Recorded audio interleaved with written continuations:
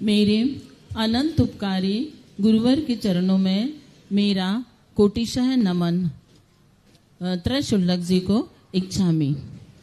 महाराज जी, व्रती का लक्ष्य समाधि मरण होता है, तो किस तरह वह घर में साधना करे कि स्वयं को स्वयं का संबोधन भी कर ले। अगर अंत समय उसे कोई न मिला हो तो क्या घर में रहकर समाधि मरण हो सकता है क्या? और घर में कितनी प्रतिमा तक रह सकते हैं? कोई भी कार्य के लिए कारण है।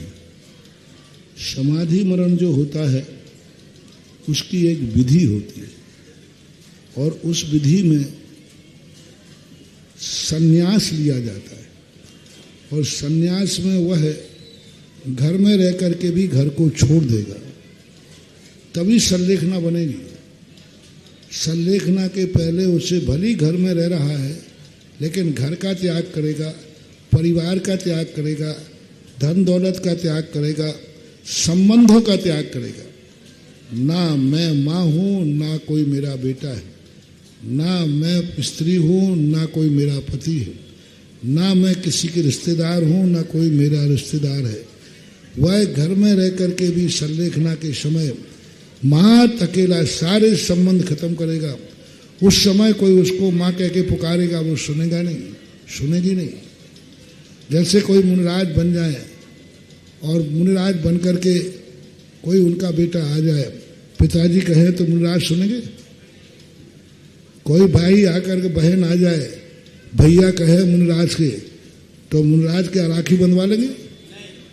क्या वो सुनेंगे? भैया कह के पुकारे, बहन है उसकी, भैया कह के पुकारे, माँ है और मुनिराज बन गए और वो बेटा कहे तो क्या वो सुन लेंगे? नहीं सुनेंगे। इसी प्रकार संलेखना के समय समस्त संबंध उसके टूट जाएंगे। बेटा भी आके माँ कहेगा, वो माँ हुई नहीं, मैंने तो त्याग दिया, मेरी कोई माँ, मेरा कोई बेटा नहीं, मैं किसी की माँ नहीं।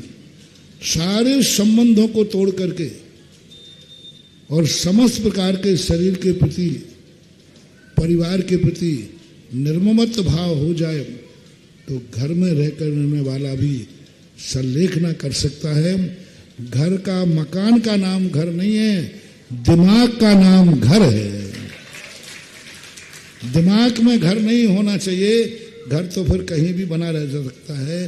बहुत कठिन है घर में रहकर संलेखना करना, घर में रहकर ममत्व भाव छोड़ना, संबंध तोड़ना बहुत कठिन है।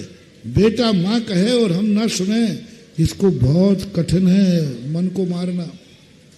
बेटा ने कहा, माँ तुम बहुत समाधि ले रही हो, तो अब तुमने सुनने में, अच्छा मेरा बेटा, हाँ बेटा मैंने समाधि ले ली, बिगड़ गई समाधि, खत्म समाधि हो गई। बेटे ने माँ कहा और तुमने सुन लिया, समाधि खत्म हो गई। फिर समाधि नहीं होगा, मरण तो हो जाएगा, दुर्गति हो, ये भी कोई नियम नहीं है, लेकिन समाधि बहुत कठिन है महानुभाव, बहुत कठिन।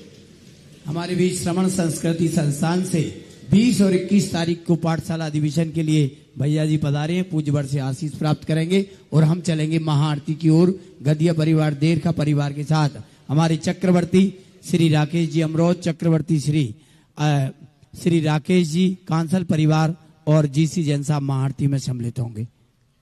आइए चलें महाआरती की ओर।